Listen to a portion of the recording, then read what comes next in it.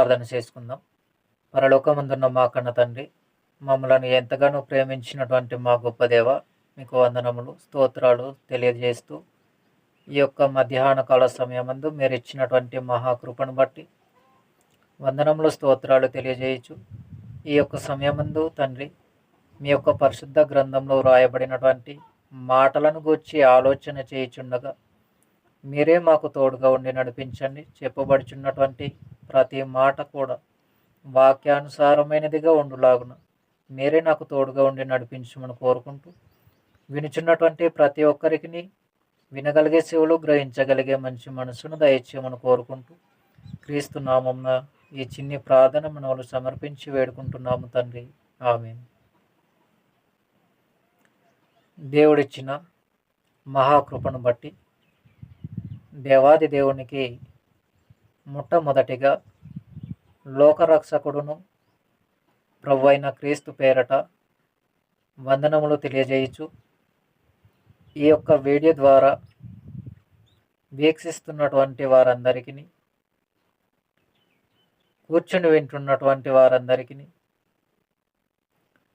ప్రభువును లోకరక్షకుడైనటువంటి క్రీస్తు యేసు వారి నామమున శుభములు, వందనములు తెలియజేయచ్చు. ఈ యొక్క సమయమందు ప్రాముఖ్యమైనటువంటి పాఠ్యాంశమును మరలా మనము జ్ఞాపకం చేసుకుందాం. గడిచినటువంటి వారంలో కూడా చాలా ప్రాముఖ్యమైనటువంటి పాఠ్యాంశమును మనము నేర్చుకోవటం అనేది జరిగింది. దానిని పురస్కరించుకొని ఈ సమయమందు మరొక పాఠ్యాంశమును నేర్చుకుందాం. చాలా పాఠ్యాంశములు మనము వాక్యంలో నుండి నేర్చుకుంటూ ఉన్నాము. అనేకమైనటువంటి విషయాలు వింటూ ఉన్నాము. అదేవిధంగా ఈ యొక్క సమయంలో కూడా దేవుడు తన గ్రంథమైనటువంటి పరిశుద్ధ గ్రంథంలో వ్రాయించిన అనేకమైనటువంటి విషయాలలో కొన్ని విషయాలను, కొన్ని సంగతులను మనము చూస్తూ, చదువుచూ, ఆలోచిస్తూ ఈ పాఠ్యాంశమును ముందుకు కొనసాగించుకుందాం. ఈరోజు మన పాఠ్యాంశం ఏమిటి అనంటే సంఘంలో విశ్వాసులకు సంబంధించినటువంటిదే. గడిచినటువంటి వారంలో మొదటి భాగమును మనం నేర్చుకున్నాం. ఈరోజు రెండవ భాగమును మనం నేర్చుకుందాం. సంఘ విశ్వాసులు రక్షణను కొనసాగించవలసినటువంటి అవసరత లేదా? మరొకసారి పాఠ్యాంశం, సంఘ విశ్వాసులు రక్షణను కొనసాగించుకోవలసినటువంటి అవసరత లేదా? ఇది రెండవ భాగముగా పార్ట్ 2 మనం నేర్చుకుంటూ ఉన్నాం. ఈ యొక్క పార్ట్ 2లో లేదా ఈ రెండవ భాగంలో చాలా ప్రాముఖ్యమైనటువంటి సంగతులు మనం నేర్చుకోవలసినటువంటి అవసరత ఎంతైనా ఉంది. ఇటువంటి పాఠ్యాంశములు గనుక మనం ఇప్పుడు నేర్చుకోకపోతే స్థిరమైనటువంటి విశ్వాస జీవితాన్ని కలిగి దేవుని కోసం బ్రతకటం అనేటటువంటిది మనకు అర్థం కానటువంటి స్థితి ఉంటుంది. కాబట్టి ఈరోజు అంత గొప్పగా ఆలోచించవలసినటువంటి అవసరత మనకు ఏమొచ్చింది అనంటే, నేడు సంఘాలలో అనేకమైనటువంటి విపరీతమైన అబద్ధ బోధ ప్రవేశించింది. బోధకులుగా పిలువబడుచు, సంఘ కాపరులుగాను, సంఘ సేవకులుగాను పిలువబడుచు అనేక మంది అనేకమైనటువంటి విధాల బోధలను సంఘంలోనికి తీసుకువస్తూ ఉన్నారు. అబద్ధాన్ని నమ్మిస్తూ, నిజమని దానిని నమ్మిస్తూ, ఇదే నిత్యత్వంలోనికి తీసుకువెళ్ళే మార్గమని బోధిస్తూ సంఘ విశ్వాసులను విశ్వాసం నుండి బలహీనపరిచేటటువంటి బోధలు సంఘంలోనికి సంఘ కాపరులుగా ఉన్నటువంటి వారు తీసుకురావటం అనేది నేడు మనం వింత వింత బోధలుగా వింటూ ఉన్నాం. ఎందుకు వింత వింత బోధలు అనే మాట ప్రయోగించాను అనంటే, వాక్యంలో లేని బోధ, దేవుడు ఈ బోధను బోధించమని యేసుక్రీస్తు వారికి చెప్పలేదు. అలాగే యేసుక్రీస్తు వారు కూడా అపోస్తలులకు కూడా మీరు ఈ బోధనే బోధించాలి అని చెప్పలేదు. అటువంటి బోధను నేడు సంఘంలోనికి ప్రవేశపెట్టారండి. ఆ బోధ ఏమిటి అనంటే, గడిచినటువంటి నెలలన్నీ కూడా వీటిని గూర్చి మనం ఆలోచన చేస్తూ వస్తున్నాం. ఇప్పుడు కూడా దానిని గూర్చే ఆలోచన చేస్తూ ఉన్నాం. వాక్య విరుద్ధమైనటువంటి విషయాలను, వాక్యానుకూలము కాని విషయాలను సంబోధిస్తూ, వాక్యానికి వ్యతిరేకముగా ఆ మాటలను బోధిస్తూ, దేవునికి దూరం చేసేటటువంటి కార్యక్రమాలను సంఘాలలో చేయగలుగుతూ, వాక్యము ఇలానే చెబుతుంది అని వారు చూపించేటటువంటి సందర్భాలు, వారు అపార్థం చేసుకున్నటువంటి సందర్భాలు అని మనము చాలా విషయాలు గడిచినటువంటి నెల నుండి గడిచినటువంటి వారము వరకు కూడా ఆలోచించటం అనేది జరిగింది. వాక్యము ఏ విధముగా తెలియజేస్తుందో, వారు బోధించే బోధ విధానము ఎలా ఉందో, యేసుక్రీస్తు వారి బోధ ఎలా ఉందో, యేసుక్రీస్తు వారి తర్వాత అపోస్తలులు బోధించినటువంటి బోధ విధానం ఎలా ఉందో, నేడున్నటువంటి సంఘ కాపరులైన వారు కానీ, నేడున్నటువంటి సంఘ సేవకులైనటువంటి వారు కానీ బోధిస్తున్నటువంటి బోధ ఎలా ఉందో అనేది మనము చాలా జాగ్రత్తగా వాక్యంలో నుండి ఆలోచించుకుంటూ, వాక్యంలో నుండే పరిశీలన చేయగలుగుతూ, వాక్యము ఏ విధంగా తెలియజేసిందో చూస్తూ, వాక్యము ఏ రీతిగా తెలియపరచాలి అనేటటువంటి విషయాలను మనము వాక్యములో నుండి ఆలోచన చేయగలుగుతూ అనేకమైనటువంటి పాఠ్యాంశములను నేర్చుకోవటం అనేది జరిగింది. అట్టి రీతిగానే ఈ యొక్క సమయంలో కూడా సంఘ విశ్వాసులు రక్షణను కొనసాగించుకోవలసినటువంటి అవసరత ఉందా అనేటటువంటి ఈ పాఠ్యాంశమును రెండవ భాగముగా ఈ సమయమందు మనం నేర్చుకుంటాం. చాలామంది రక్షింపబడితే సరిపోతుంది, ఆ రక్షణ ఎప్పటికీ నిలిచిపోతుంది, మన ప్రాణం పోయేంత వరకు, ఈ భూమి మీద మన దేహాన్ని ఆత్మ విడిచి వెళ్ళేంత వరకు ఆ రక్షణ ఎప్పటికీ అలానే ఉండిపోతుంది, ఒకసారి రక్షింపబడితే సరిపోతుంది, ఆ రక్షణ కోల్పోయే అవకాశమే లేదు, ఆ రక్షణ మనలో నుండి పోయే అవకాశమే లేదు, అటువంటి ప్రమాదం అయితే అస్సలు లేనే లేదు అని ఈ యొక్క అబద్ధాన్ని తీసుకొచ్చి సంఘాలలో బోధించటం, కేవలం వారు విశ్వసించినది కాకుండా, వారు నమ్మినది కాకుండా, ఆ ఆలోచన విధానమును అనేకమైనటువంటి ఆత్మల మధ్యకు అనగా సంఘములోనికి తీసుకురావటం అనేది జరిగింది. అనేకమైనటువంటి ఆత్మీయ జీవితాలు విచ్ఛిన్నమైపోవటానికి గల కారకులుగా ఈ బోధను బోధించేవారు కానీ, ఈ బోధను అనుసరిస్తూ బ్రతుకుచూ ఉన్నటువంటి వారు కానీ ముఖ్య కారకులుగా కనబడతా ఉన్నారు. కాబట్టి ఈ యొక్క రక్షణను కొనసాగించుకోవలసినటువంటి అవసరత లేదా అనంటే, వాక్యంలో ఎక్కడ కూడా మీరు కేవలం రక్షింపబడితే సరిపోతుంది, మీరు పరలోకానికి అర్హత సంపాదించుకున్నవారు లేదా అర్హత కలిగినటువంటి వారు, పరలోకానికి వెళ్ళే అవకాశం కేవలం మీరు రక్షింపబడితేనే సరిపోతుంది అనే వాక్యపు ఆధారములు ఎక్కడ కూడా కనిపించవు. మరి ఈ వాక్యపు ఆధారాలు లేకపోయినా ఒకసారి రక్షింపబడ్డాము కాబట్టి ఆ రక్షణ నాకు ఎప్పటికీ పోదు. ఆ రక్షణలో నేను కొనసాగవలసినటువంటి అవసరత లేదు.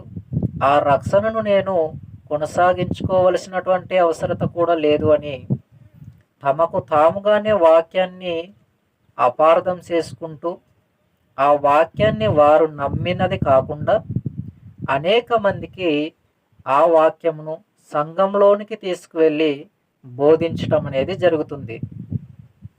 కాబట్టి ఇప్పుడు వాక్యములో వారు నమ్మినట్టుగా ఉందా, లేదా వాక్యంలో ఉన్నటువంటి దానిని వారు నమ్మి ఉన్నారా అనేటటువంటిది మనం పరిశుద్ధ గ్రంథంలో నుండే ఆలోచించగలగాలి.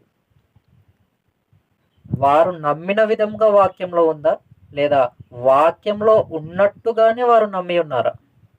ఇది మనకు చాలా ప్రాముఖ్యమైనటువంటి వాక్య పరిశీలన విధానము. ఈ పరిశీలన విధానం మనకు తెలియకపోతే, ఈ యొక్క పరిశీలన అనేది మనము చేయకపోతే, మన యొక్క రక్షణలోనికి వచ్చినటువంటి ఆత్మీయ జీవితము మరల రక్షణను విడిచిపెట్టవలసినటువంటి ప్రమాదం ఉంది అన్న విషయాన్ని గుర్తించాలి. రక్షణను విడిచిపెడితే ప్రమాదం అని నేను ఎందుకు అంటున్నాను అనంటే, ఆ రక్షణను కొనసాగించుకొనకపోతే ఆత్మకే నష్టం, ఆత్మీయ జీవితానికి నష్టం. కాబట్టి ఆ యొక్క రక్షణను ఒక క్రైస్తవ జీవితాన్ని కలిగిన మనము, లేదా విశ్వాస జీవితాలను కలిగి బ్రతుకుచున్నటువంటి మనము ఆ రక్షణను కొనసాగించవలసినటువంటి అవసరత ఉంది. ఆ రక్షణను కొనసాగించుకుంటూ కాపాడుకోవలసినటువంటి బాధ్యతను దేవుడు మనకిచ్చారు. ఈ విషయాన్ని ప్రతి ఒక్కరు గమనించాలి.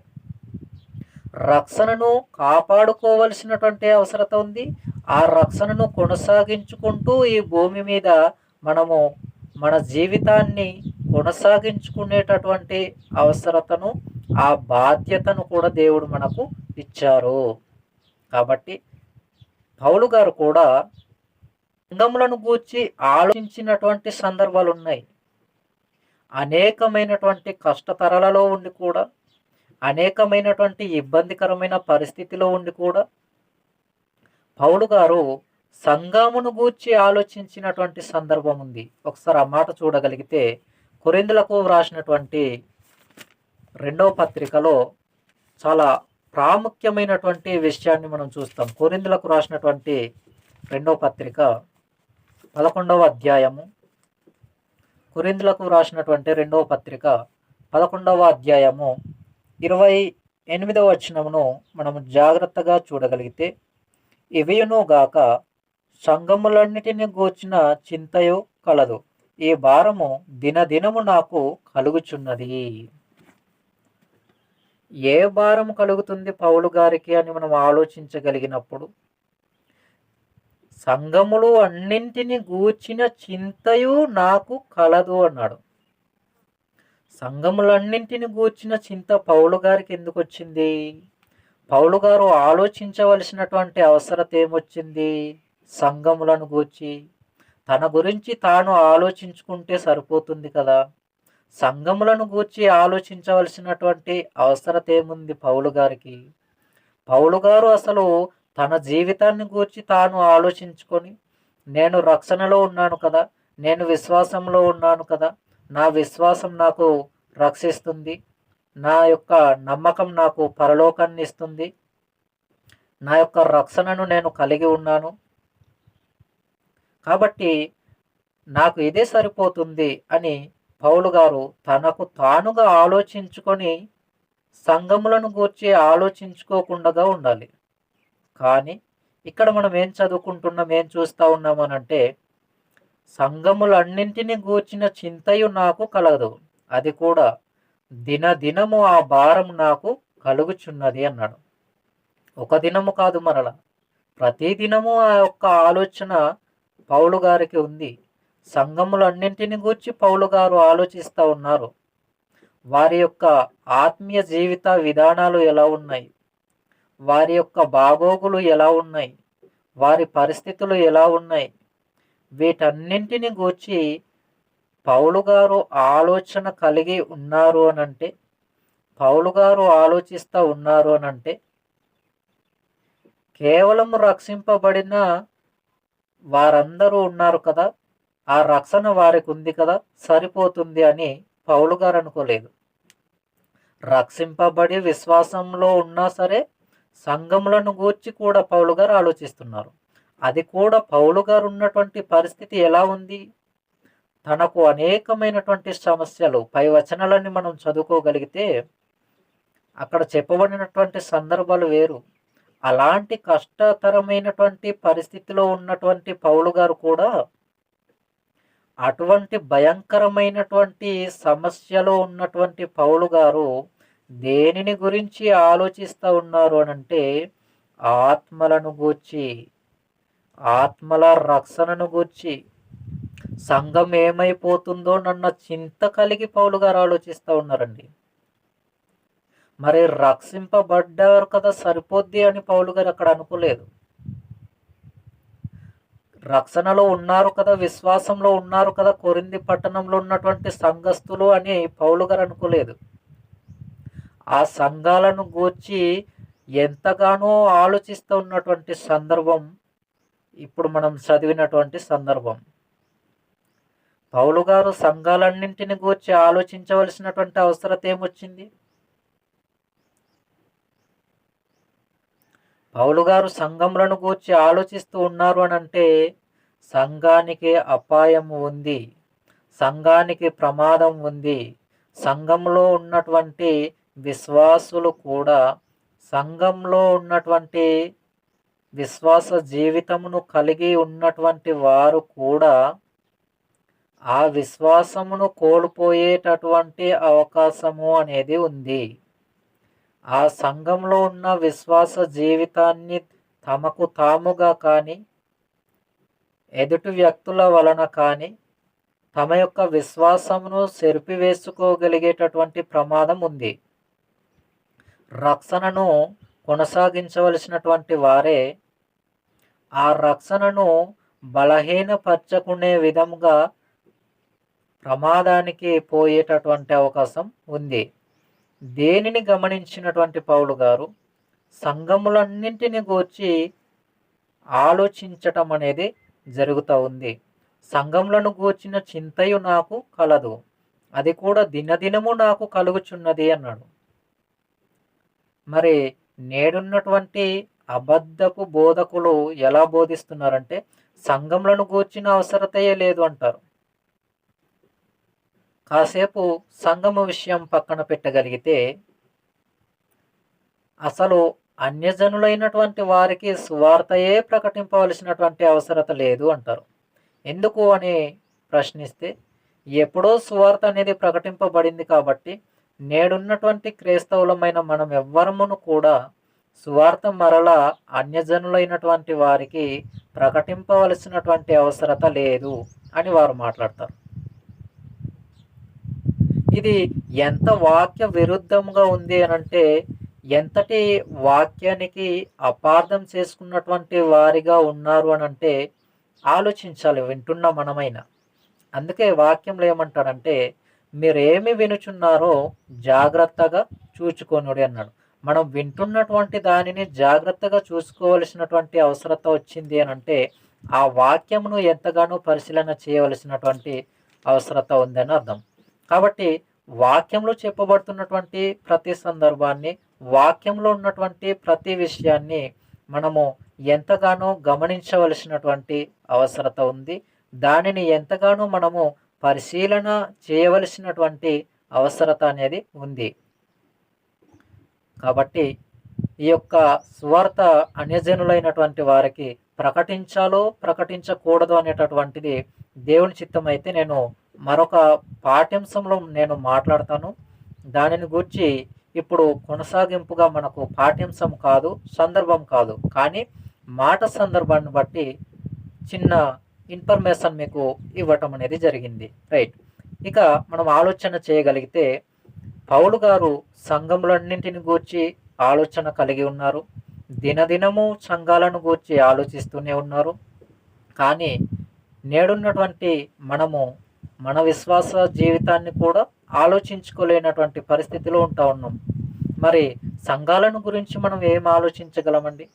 కాబట్టి మొట్టమొదటిగా మనలను గూర్చి, మన విశ్వాస జీవితమును గూర్చి, మన యొక్క విశ్వాస జీవితమును, రక్షణను కొనసాగించుకునేటటువంటి జీవితాలను గూర్చి ఆలోచించుకుంటూ అనేకమైనటువంటి ఆత్మల రక్షణలో ఉన్నటువంటి వారిని, విశ్వాసంలో ఉన్నటువంటి వారిని, సంఘంలో ఉన్నటువంటి వారిని, రక్షింపబడినటువంటి వారిని అనేకమైనటువంటి ఆత్మీయ సంగతులను చెబుతూ బలపరచగలుగుతూ ఆత్మీయంగా వారిని రక్షణలో ముందుకు కొనసాగించుకునేటటువంటి మాటలను బోధించాలి, చెప్పాలి, వినాలి, వాటి ప్రకారంగా బ్రతకాలి, వాటి ప్రకారంగానే జీవించాలి. ఇది వాక్యము మనకు నేర్పిస్తున్నటువంటి చాలా ప్రాముఖ్యమైనటువంటి సమాచారం.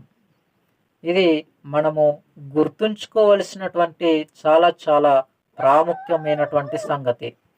ఈ సంగతి కనుక మనం అర్థం చేసుకోలేనటువంటి పరిస్థితిలో ఉండగలిగితే మనకు ఏ విషయం కూడా అర్థం కాదు, ఏ సంగతి కూడా మనకు అర్థం అవ్వటానికి అవకాశం అనేది లేదు. కాబట్టి మనం ఆలోచన చేయగలిగితే పరిశుద్ధ గ్రంథంలో చెప్పబడుతున్నటువంటి ప్రతి మాట కూడా, ప్రతి సందర్భం కూడా అనేకమైనటువంటి అద్భుత విషయాలు, అనేకమైనటువంటి సంగతులు తెలియజేయటం అనేది జరుగుతూ ఉంది. కాబట్టి మనము వాక్యంలో ఉండేటటువంటి సందర్భాలను చూడగలిగితే అనేకమైనటువంటి విషయాలలో మరొక సందర్భాన్ని మనం చూడగలిగితే అపొస్తలుల కార్యములో 15వ అధ్యాయము 36వ వచనాన్ని మనం ఒకసారి చూద్దాం. అపొస్తలుల కార్యములో 15వ అధ్యాయము 36వ వచనం. అపొస్తలుల కార్యములు 15వ అధ్యాయము 36వ వచనంలో చూడగలిగితే మనకేం కనబడుతుంది అని అంటే, కొన్ని దినములైన తర్వాత ఏ ఏ పట్టణములలో ప్రభు వాక్యము ప్రచురపరిచితిమో ఆయా ప్రతి పట్టణంలో ఉన్న సహోదరుల యొద్దకు తిరిగి వెళ్ళి వారు ఎలాగున్నారో మనము చూతమని పౌలు బర్నబాతో అనెను. పౌలు గారు బర్నబాతో ఒక మాట అంటున్నారు. మనం ఏ ఏ పట్టణాలకైతే వాక్యాన్ని ప్రకటించామో ఆ వాక్యము విన్నటువంటి వారు, దేవుడు మన ద్వారా మాట్లాడిన మాటలు విన్నటువంటి వారు ఎలా ఉన్నారు అని బర్నబా గారితో పౌలు గారు అంటున్నారు. ఈ మాటలను బట్టి మనకేమర్థమవుతుంది? మనకేమర్థం అవ్వాలి? వాక్యము విన్నటువంటి వారు కూడా వాక్యంలో స్థిరముగా కొనసాగుచున్నారో లేదో మనము వెళ్ళి వారిని చూడాలి అని పౌలు గారు మాట్లాడుతున్నటువంటి సందర్భం, పౌలు గారు బర్నబాతో చెబుతున్నటువంటి సందర్భం. మరి సంఘస్థులు ఎలా ఉన్నా పర్వాలేదు, ఆ రక్షణను కోల్పోయే అవకాశం లేదు అనుకుంటున్న వీరి మాటలు ఎక్కడ? సంఘంలో ఉండేటటువంటి వారు, వాక్యాన్ని విన్నటువంటి వారు ఎలా ఉన్నారో చూద్దాము అని చెబుతూ ఉన్నటువంటి పౌలు గారు మాట్లాడిన మాటల విధానం ఎక్కడ? కాబట్టి మనం ఆలోచన చేయగలగాలి. 40వ వచనము 41వ వచనం అక్కడే అపొస్తలుల కార్యంలో 15వ అధ్యాయము 40-41 వచనాల్లో కూడా చూడగలిగితే, సహోదరుల చేత ప్రభువు కృపకు అప్పగింపబడిన వాడై బయలుదేరి సంఘములందు స్థిరపరచుచు పేతురును కిలికియా దేశముల ద్వారా సంసారము చేచుండిరి. అంటే సిరియా, కిలికియా దేశముల ద్వారా సంసారం అనేది చేస్తూ ఉన్నారు. వారు సంఘాలను పరిశీలిస్తున్నారని చూడండి. పౌలు శీలయు ఏర్పరచుకున్న సహోదరుల చేత ప్రభువు కృపకు అప్పగింపబడిన వాడై బయలుదేరి సంఘములను స్థిరపరచుచు. చూసారా, సంఘాలను స్థిరపరుస్తున్నారు. సంఘాలను స్థిరపరచవలసినటువంటి అవసరం ఏమొచ్చింది? సంఘములను ఎందుకు స్థిరపరచాలి? అసలు వాక్యాన్ని విన్నారు, వాక్యాన్ని విని గ్రహించారు. అలాంటప్పుడు వారిని మరలా ఎందుకు స్థిరపరచాలి? వారి దగ్గరకు వీరు వెళ్ళవలసినటువంటి అవసరం ఏమొచ్చింది అంటే, సంఘంలో భిన్నాభిప్రాయాలకు తిరిగిపోయే అవకాశం అనేది ఉంది. అంటే సంఘంలో ఉండి కూడా, విశ్వాసంలో ఉండి కూడా, రక్షింపబడి కూడా రక్షణలో నుండి మరలా అవకాశం అనేది, ప్రమాదం అనేది ఉంది. కాబట్టి వీరు వాక్యాన్ని ప్రకటించినటువంటి ఆ స్థలాలకు వాక్యం వినిపించినటువంటి ఆ స్థలాలకు వారి దగ్గరకు మరల వెళ్ళవలసినటువంటి అవసరత అనేది వచ్చింది. అంటే వారు వాక్యం విన్నారు, వాక్యాన్ని గ్రహించారు, సంఘంలో చేర్చబడ్డారు. ఆ సంఘంలో చేర్చబడినటువంటి వారు, వాక్యాన్ని విన్నటువంటి వారు స్థిర విశ్వాసమును కలిగి ఉన్నారా లేదా, ఆ రక్షణను కొనసాగించుకోగలుగుతున్నారా లేదా అని పరిశీలన చేయటానికి, లేదా వారికి ఇంకా దృఢమైనటువంటి విశ్వాసంలో కొనసాగించుకునేటటువంటి మాటలను అందించడానికి వీరు మరల వెళ్ళటం అనేది జరిగింది. కాబట్టి ఇవన్నీ వింటుంటే, ఇవన్నీ చదువుతుంటే మనకేం అర్థం అవ్వాలి అని అంటే, తప్పకుండా రక్షణ అనేది కొనసాగించుకోవాలి. రక్షణను అనేది మన యొక్క జీవితంలో విడిచిపోకుండా, మనము ఆ రక్షణను విడిచిపెట్టకుండా కాపాడుకోవలసినటువంటి వారముగా, కాపాడుకోవలసినటువంటి బాధ్యతను కలిగినటువంటి వారముగా ఉండాలి. ఇది వాక్యం మనకు చిలవిస్తున్నటువంటి చాలా ప్రాముఖ్యమైనటువంటి సమాచారం. అలాగే 18వ అధ్యాయం, అదే అపొస్తలుల కార్యంలో 18వ అధ్యాయము 22, 23 వచనాలు ఒకసారి చూద్దాం. అపొస్తలుల కార్యములు 18వ అధ్యాయము 22, 23 వచనాలు కూడా మనం జాగ్రత్తగా చూడగలిగితే, తరువాత కైసరయ రేవున దిగి యెరూషలేమునకు వెళ్ళి సంఘపు వారిని కుశలం అడిగి అంతియోకయ తర్వాత 23వ వచనంలో, అక్కడ కొంతకాలం ఉండిన తరువాత బయలుదేరి వర్షగా గలిలయ ప్రాంతమందును పృగియ యందును సంసరించు శిష్యులందరినీ స్థిరపరిచెను. అంటే ఈ యొక్క ప్రాంతంలోకి వెళ్ళటం, వాక్యంలో వారు స్థిరంగా ఉన్నారా లేదా చూడటం, వారికి విశ్వాసమందు స్థిరపరచటం, ఆ శిష్యులనందరిని కూడా దృఢపరచటం, విశ్వాసంలో కొనసాగేలా వారికి చెప్పటం, వారికి బోధించటం, ఆ యొక్క రక్షణను వారు కొనసాగించుకునే విధంగా వీరు మాట్లాడటం, ఇవన్నీ కూడా జరుగుతూ ఉన్నాయి. ఇవన్నీ కూడా వారు చేస్తూ ఉన్నారు. వీటన్నింటిని వారు కొనసాగింపు చేస్తూనే ఉన్నారు. మరి ఈనాటి అబద్ధపు బోధకులు ఎలా మాట్లాడతారంటే, వాటిని అనగా విశ్వాసమును కానీ రక్షణను కానీ కొనసాగించుకోవలసినటువంటి అవసరతే లేదు. ఆల్రెడీ యేసుక్రీస్తు వారు మనందరి పాపముల విషయమై మరణించారు కాబట్టి, ఆ మరణం ద్వారానే మనమందరం కూడా రక్షణలోనికి వచ్చాము కాబట్టి, మనమందరం కూడా రక్షింపబడ్డాము కాబట్టి, మరలా ఆ రక్షణను మనము కొనసాగించుకోవాల్సినటువంటి అవసరత లేదు అనేటటువంటి విషయాన్ని అనేక మంది బోధించడం అనేది జరుగుతుంది. వాస్తవానికి మనం ఆలోచన చేయగలిగితే, వాక్యాన్ని ఎప్పుడు కూడా గమనించినప్పుడు ఈ యొక్క అబద్ధపు బోధను కానీ, ఇటువంటి వక్రీకరించబడుతున్నటువంటి సంగతులను కానీ వాక్యంలో మనం ఎక్కడ చూసినా ఇటువంటి ఆధారాలు అయితే మనకు కనిపించవు. మరి కనిపించినటువంటి వాక్యపు ఆధారాలను వాక్యంలో ఉన్నది అని వారు వక్రీకరించి లేదా అపార్థం చేసుకున్నటువంటి సంగతులు మనము నేటికి చూస్తూ ఉన్నాం. కాబట్టి మనమందరం కూడా జాగ్రత్తగా గమనించి, వాక్యము ఏ విధంగా తెలియజేస్తుందో ప్రతి ఒక్కరమును కూడా జాగ్రత్తగా విని, జాగ్రత్తగా చదివి, జాగ్రత్తగా పరిశీలన చేస్తూ, వాక్యంలో ఉన్నది ఉన్నట్టుగా నేర్చుకునేటటువంటి ప్రయత్నాన్ని చేయాలి. ఆ వాక్య ప్రకారంగానే మనము బ్రతికేటటువంటి జీవితాలను కలిగి ఉండాలి. ఆ వాక్యాన్నే మనము గట్టిగా పట్టుకోవాలి. ఆ వాక్యముని మనము ఇతరులకు బోధించాలి. ఇది వాక్యంలో మనము నేర్చుకుంటున్నటువంటి చాలా ప్రాముఖ్యమైనటువంటి సంగతి. హెబ్రీ పత్రికలో ఒక మాట చూద్దాం.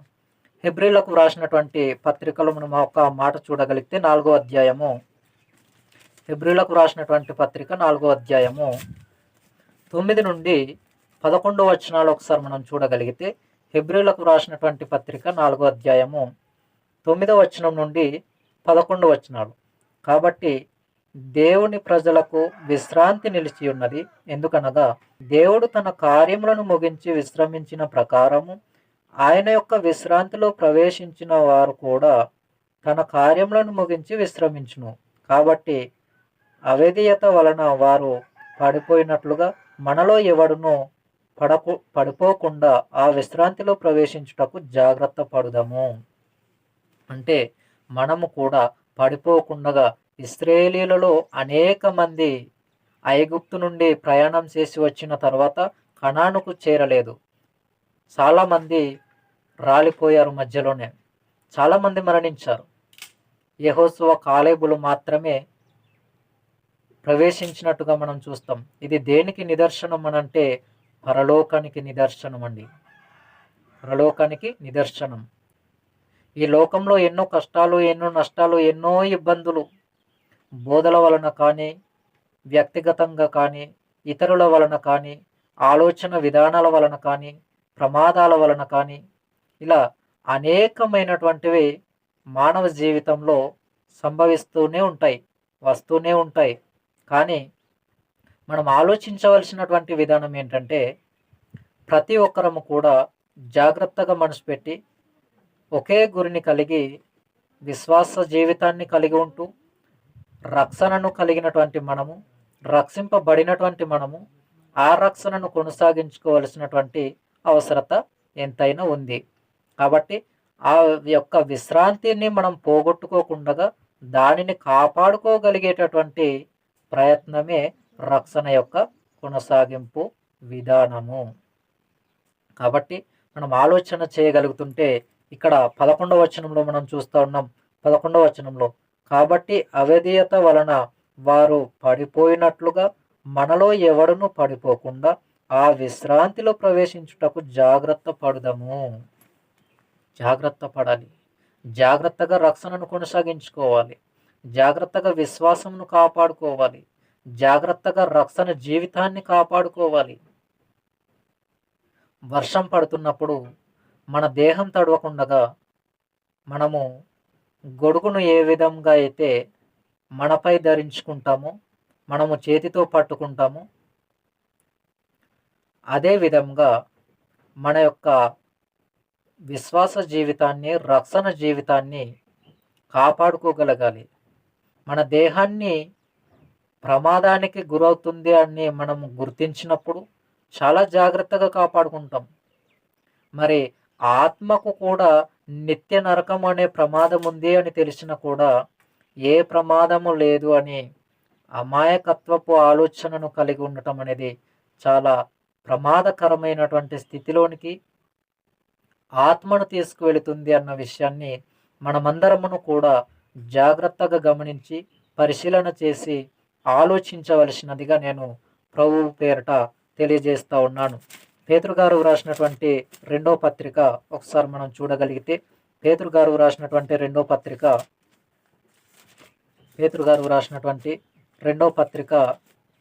మొదటి అధ్యాయము, పేతురు గారు రాసినటువంటి రెండో పత్రిక మొదటి అధ్యాయము 5వ వచనం నుండి 10 వచనాలు జాగ్రత్తగా మనం చూడగలిగితే, పేతురు గారు రాసినటువంటి రెండవ పత్రిక మొదటి అధ్యాయము 5వ వచనం నుండి 10 వచనములు, 5వ వచనం నుండి 10 వచనములు, ఆ హేతు చేతనే మీ మట్టుకు మీరు పూర్ణ జాగ్రత్త గలవారై మీ విశ్వాసమునందు సద్గుణమును, సద్గుణమునందు జ్ఞానమును, జ్ఞానమునందు ఆశానిగ్రహమును, ఆశానిగ్రహమునందు సహనమును, సహనమునందు భక్తిని, భక్తియందు సహోదర ప్రేమను, సహోదర ప్రేమయందు దయను అమర్చుకొనుడి. ఇవి మీకు కలిగి విస్తరించిన ఎడల అవి మన ప్రభువైన యేసుక్రీస్తును గూర్చిన అనుభవ జ్ఞాన విషయంలో మిమ్మును సోమరులైనను నిష్ఫలులైనను కాకుండా చేయును. ఇవి ఎవనికి లేకపోవునో వాడు తన పూర్వ పాపములకు శుద్ధి కలిగిన సంగతి మర్చిపోయి గ్రుడ్డివాడుగా దూరదృష్టి లేనివాడగును. అందువలనని సహోదరులారా, మీ పిలుపునకు ఏర్పాటును నిశ్చయము చేసుకొనుటకు మరి జాగ్రత్త పడుడి. ఇవన్నీ మనకు ఏం తెలియజేస్తున్నాయి? ఇవన్నీ మనకు వేటిని సూచిస్తున్నాయని మనం ఆలోచన చేసినప్పుడు, ఇవన్నీ కూడా మన యొక్క రక్షణను కొనసాగించుకోవటానికి, రక్షణను కొనసాగిస్తూ ఈ భూమి మీద బ్రతకటానికి, విశ్వాసంలో మనము ఈ భూమి మీద బ్రతకటానికి నిదర్శనాలుగా అనేకమైనటువంటి సూచనలుగా కనబడతా ఉన్నాయి. ప్రేమయందు ఆ యొక్క మాటలు మనకు చాలా ప్రాముఖ్యమైనటువంటి మాటలుగా కనబడుతున్నాయి. 5వ వచనం, ఆ హేతు చేతనే మీ మట్టుకు మీరు పూర్ణ జాగ్రత్త గలవారై మీ విశ్వాసం నందు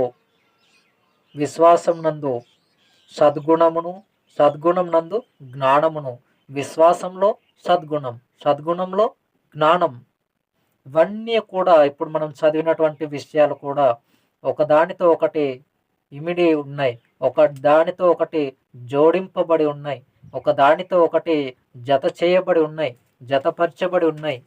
కాబట్టి కేవలము రక్షణ ఉంటే సరిపోదు, కేవలము విశ్వసించగలిగితే సరిపోదు.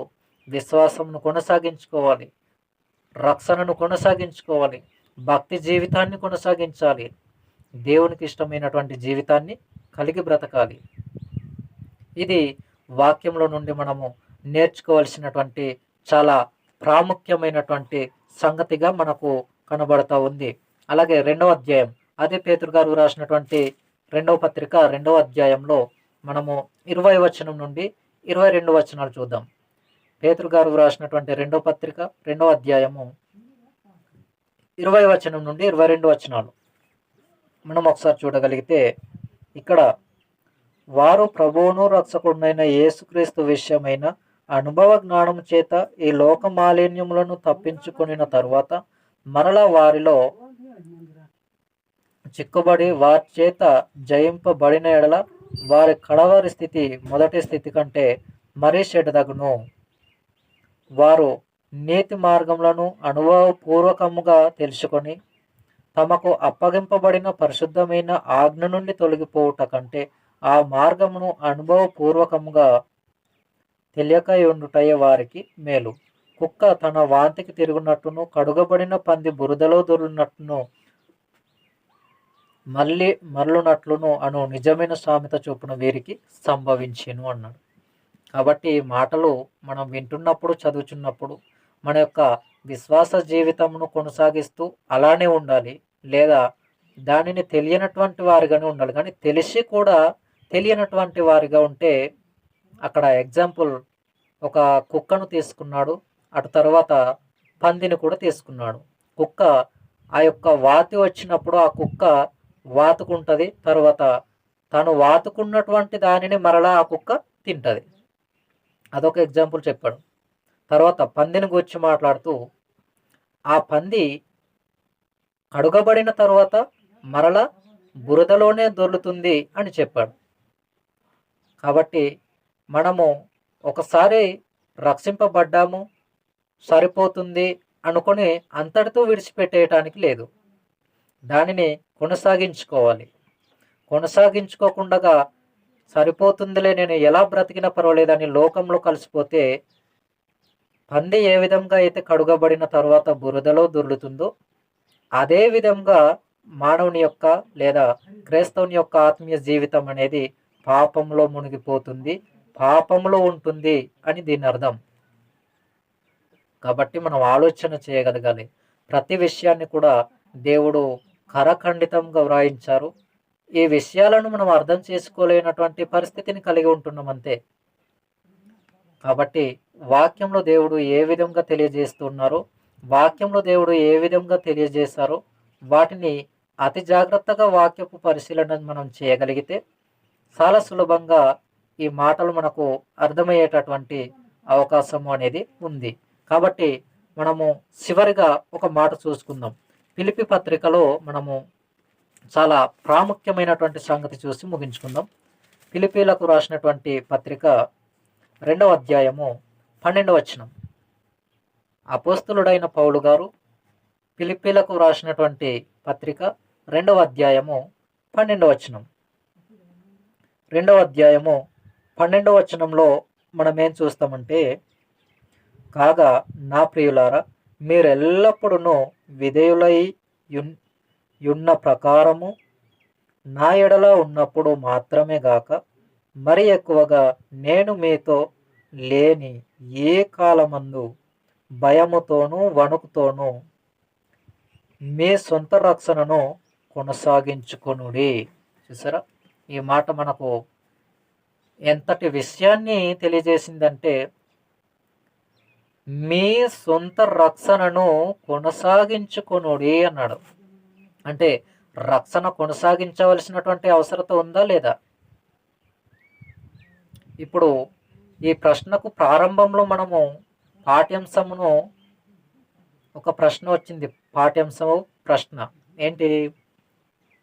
సంఘ విశ్వాసులు రక్షణను కొనసాగించుకోవలసినటువంటి అవసరత లేదా అనేది మన పాఠ్యాంశంలో ప్రశ్న. కొనసాగించుకోవలసినటువంటి అవసరత లేదా అనంటే వాక్యం ఏం చెప్పింది? ఇప్పుడు మనం చూసినటువంటి మాటలో ఫిలిప్పీ పత్రిక 2వ అధ్యాయం 12వ వచనంలో మనం ఏం చూసాము అనంటే, మీ సొంత రక్షణను కొనసాగించుకొనుడి. అంటే మనము రక్షణను ఏం చేయాలి? విడిచిపెట్టేయమన్నాడా? కొనసాగించుకోమన్నాడా? కొనసాగించుకోమని వాక్యం చెప్పింది. మరి వాక్యానికి వ్యతిరేకంగా, వాక్య విరుద్ధంగా నేడున్నటువంటి అబద్ధపు బోధకులు ఎలా మాట్లాడుతున్నారంటే, ఆ రక్షణను కొనసాగించుకోవాల్సినటువంటి అవసరతయే లేదు. ఇప్పుడు వాక్యంలో ఉన్నటువంటి మాటలు నమ్మాలా? వాక్యానికి వ్యతిరేకముగా బోధిస్తున్నటువంటి అబద్ధుల బోధకుల యొక్క మాటలు నమ్మాలా? వేటిని నమ్మాలి? ఏది వాస్తవం? దేనిని కొనసాగించాలి? వారు చెప్పినటువంటి ఆ రక్షణ కొనసాగించవలసిన అవసరత లేదు అని వారు అంటున్నారు. దానిని మనం కొనసాగించుకుందామా? లేదా వాక్యం ఏం చెప్పిందంటే, మీ సొంత రక్షణను మీరు కొనసాగించుకొనుడి అని వాక్యం చెప్పింది.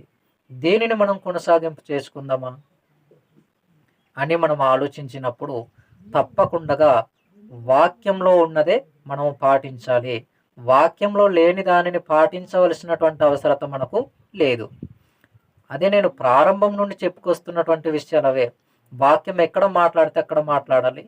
దేవుడు ఎక్కడ మాట్లాడితే అక్కడ మాట్లాడాలి. దేవుడు ఎక్కడ నిశ్శబ్దంగా ఉంటే మనిషి అక్కడ నిశ్శబ్దంగా ఉండాలి. వాక్యంలో లేని విషయాలను వాక్యంలోనికి తీసుకురావటానికి లేదు. దేవుడు చెప్పినటువంటి విషయాలను మనం మాట్లాడటానికి అవకాశం దేవుడు ఇవ్వలేదు. కాబట్టి మనం ఆలోచన చేయగలిగితే ప్రతి విషయాలను కూడా, ప్రతి సంగతులను కూడా ఉన్నది ఉన్నట్టుగానే మాట్లాడేటటువంటి ప్రయత్నాన్ని చేయాలి. నేర్చుకున్నది అది వాక్యానుసారమైనదిగా నేర్చుకోగలిగితే అది పాటించాలి. దానిని ఇతరులకు చెప్పాలి లేదా బోధించాలి. అంతేకాని అనేకమైనటువంటి విషయాలను, వాక్యాన్ని సెరిపివేసేటటువంటి సంగతులను సంఘంలోనికి తీసుకువచ్చి వాటిని బోధించటం అనేది వాక్య విరుద్ధ కార్యక్రమము అని దానిని గుర్తించి విడిచిపెట్టేటటువంటి ప్రయత్నాన్ని చేయాలి. సరిచేసుకోవాలి జీవితాలను. లేదనుకుంటే నిత్య నరకాగ్నిలోనికి ఆత్మలు ఆహృతైపోయేటటువంటి ప్రమాదం ఉంది. నిజంగా ఈ యొక్క బోధ ఎప్పటికీ ఇలానే మీరు కంటిన్యూ చేస్తూ ఉండగలిగితే కనుక ఆత్మీయ జీవితాలను మీకు మీరుగానే నష్టపరుచుకోవటం కాకుండా, మీరు ఎవరికైతే ఆ మాటలు బోధించి వారిని కూడా మీ వైపు త్రిప్పుకుంటారో వారి యొక్క ఆత్మలను కూడా మీరే నష్టపరిచిన వారు అవుతారు. ప్రతి ఒక్కరు కూడా ఈ యొక్క విషయాన్ని మనసులో పెట్టుకొని మాట్లాడాలి వాక్యాన్ని. ఎందుకంటే రక్షణను కొనసాగించుకోవాలి, విశ్వాసంను కొనసాగించుకోవాలనే వాక్యపు ఆధారాలు కనిపిస్తున్నాయి. కానీ ఎక్కడ కూడా రక్షింపబడితే సరిపోతుంది, ఆ రక్షణ కొనసాగించవలసిన అవసరత లేదు, కేవలం రక్షింపబడ్డాం కాబట్టి మనకు దేవుడు నేరుగా పరలోకం ఇస్తాడు అని అనుకోవటానికి అవకాశం లేనే లేదు. ఈ విషయాన్ని ప్రతి ఒక్కరు కూడా గుర్తించాలి. అందుకే దేవుడు మంచిని చెడును గుర్తించగలిగేటటువంటి సామర్థ్యమును, జ్ఞానమును దేవుడు మనకు ఇచ్చారు. ఆ జ్ఞానముతో కనీస జ్ఞానాన్ని కలిగే వాక్యంలో ఉన్న విషయాలను పరిశీలించలేమా? పరిశీలించగలం. కానీ పరిశీలించినా కూడా అపార్థం చేసుకుంటూనే ఆలోచిస్తూ ఉన్నాము అని అంటే మనకు వాక్యాన్ని పరిశీలించగలిగే విధానము తెలియటం లేదు అని అర్థం. వాక్యాన్ని పరిశీలించగలిగే సామర్థ్యాన్ని కోల్పోయాము అని అర్థం. కాబట్టి వాక్యాన్ని జాగ్రత్తగా పరిశీలించాలి. యెహోవా గ్రంథమును పరిశీలించి చదువుకొనుడి అన్నాడు యెషయా గ్రంథం 34వ అధ్యాయం 16వ వచనంలో. అంటే యెహోవా గ్రంథం అనగా 66 పుస్తకాలు కలిగినటువంటి పరిశుద్ధ గ్రంథం. ఆ పరిశుద్ధ గ్రంథంలో వ్రాయబడినటువంటి ప్రతి మాటను కూడా మనము జాగ్రత్తగా పరిశీలన చేసి చదువుకోగలిగితేనే మనకు అర్థమవుతాయి. అందులో వ్రాయబడిన విషయాలు, అందులో చెప్పబడిన సంగతులు. సమయ సందర్భాలను గుర్తించకుండగా, సమయ సందర్భాలను గమనించకుండగా మాట్లాడగలిగితే ప్రతి చిన్న విషయం కూడా అపార్థం చేయబడుతుంది. కాబట్టి వాక్యాన్ని జాగ్రత్తగా చదువుచు మీకు మీరుగా వాక్యాన్ని పరిశీలన చేయగలుగుతూ మీ జీవితాలను కట్టుకుంటూ ఇతరులకు వాక్యమును బోధించవలసినదిగా సంఘ కాపరులైనటువంటి వారికిని, సంఘ సేవకులైనటువంటి వారికిని, వింటున్నటువంటి వారందరికీ కూడా నేను తెలియజేస్తున్నటువంటి విషయం ఒకటే. వాక్యాన్ని జాగ్రత్తగా పరిశీలన చేయగలుగుతూ చదవాలి. ప్రతి ఒక్కరం కూడా జాగ్రత్తగా ఆలోచించాలి. కాబట్టి ఈ యొక్క రక్షణ విషయానికి వచ్చేసరికి రక్షణను కొనసాగించాలి. ఎవరు కూడా తొట్టిల్లవలసినటువంటి అవసరత లేదు. కుడికి గాను ఎడమకు గాను తొలగిపోకుండా మన రక్షణ జీవితాలను కొనసాగించుకునే ప్రయత్నాన్ని మనం చేయగలుగుతూ ఈ యొక్క విశ్వాస జీవితంలో రక్షణలో మనం ఎదగాలి అని కోరుకుంటూ, నన్ను నేను హెచ్చరించుకుంటూ ఈ మాటలు వింటున్న మీ అందరికీ కూడా తెలియజేస్తూ ఈ సమయమందు ప్రార్థన చేసుకునే వాక్యమును ముగించుకుందాం. పరలోకమందున్న మా కన్న తండ్రి, మమ్మలను ఎంతగానో ప్రేమించినటువంటి మా గొప్ప దేవ, మీకు వేలాది వందనములు, స్తుతి స్తోత్రములు తండ్రి. ఇదివరకు మీరు ఇచ్చిన మహాకృపను బట్టి అనేకమైనటువంటి సందర్భాలను, సంగతులను మీ యొక్క పరిశుద్ధ లేఖనాల్లో నుండి చూసాము తండ్రి.